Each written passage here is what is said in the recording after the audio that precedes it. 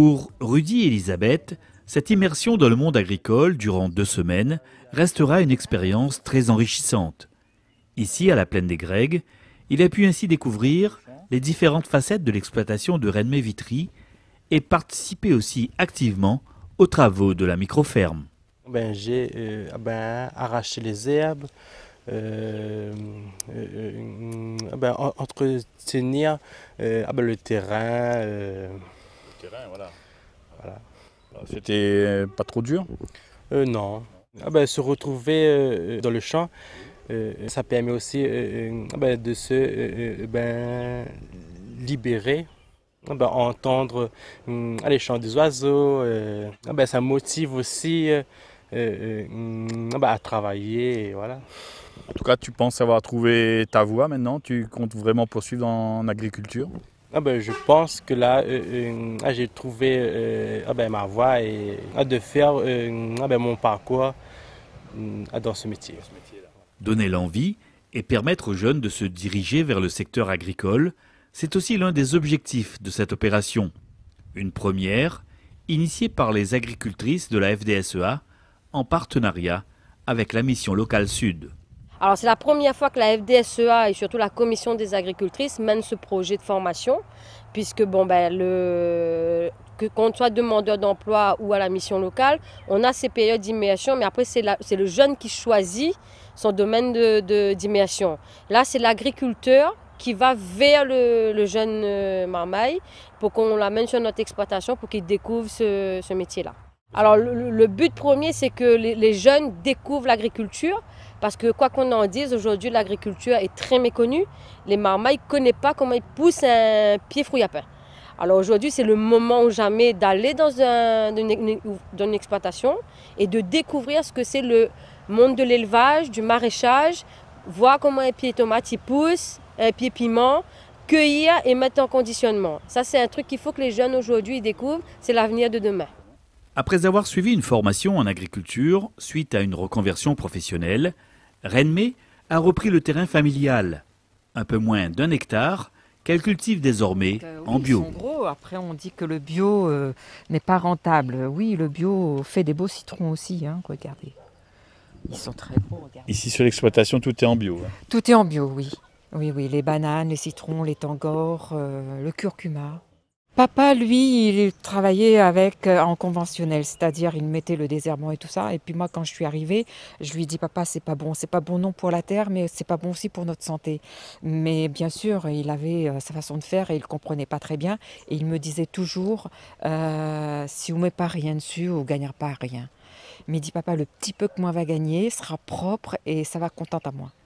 Donc, m'a voulu reprendre en bio et à chaque fois, tout le temps. Et un jour, il me dit, papa, au lieu de donner-moi le négatif, donne-moi un peu du positif. Dis-moi, les difficiles, mais vous va arriver si veut. Et du coup, c'est ce qu'il a commencé à me dire. Et avant qu'il soit parti, il a commencé à comprendre que vraiment tout ce qu'il faisait, c'était pas dans le bon ordre. Et je me dis aujourd'hui, si lui, à 80 ans, il avait compris que sa culture à lui était mauvaise pour nous, pour la santé et pour la terre, c'est qu'il y a encore de l'espoir.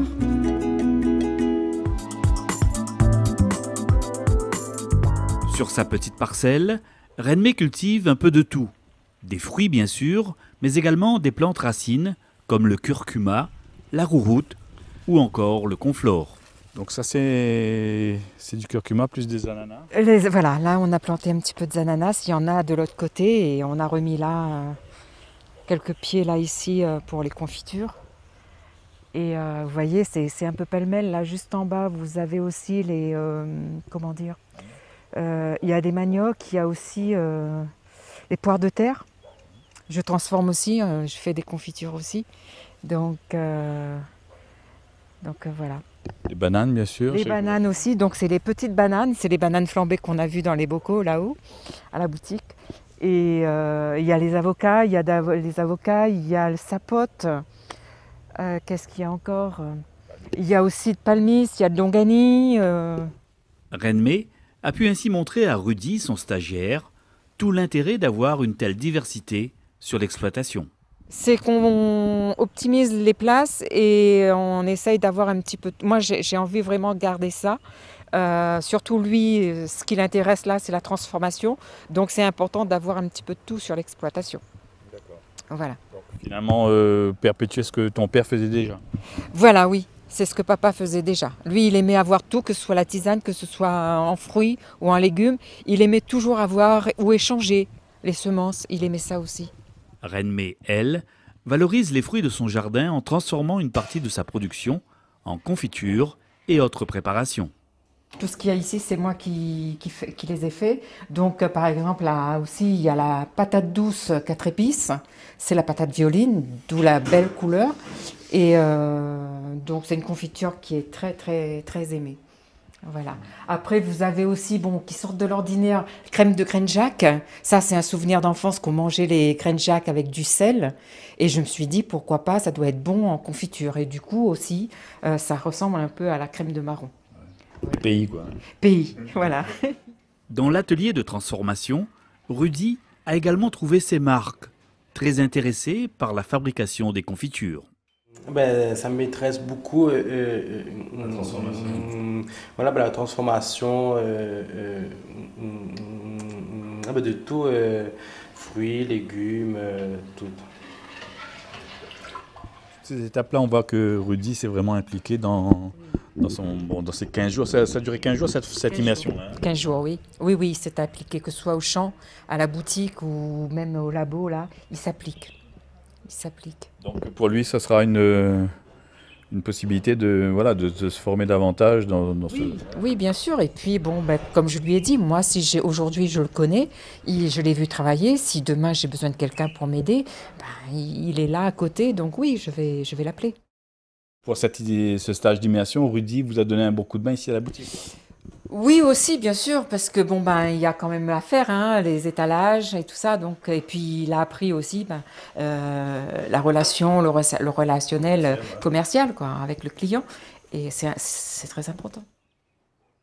Comme j'avais pas vraiment d'expérience de la vente, ça m'a permis de voir un peu comment gérer une boutique, aussi la relation avec le client, et aussi de montrer aussi ce qu'on peut faire à la Réunion.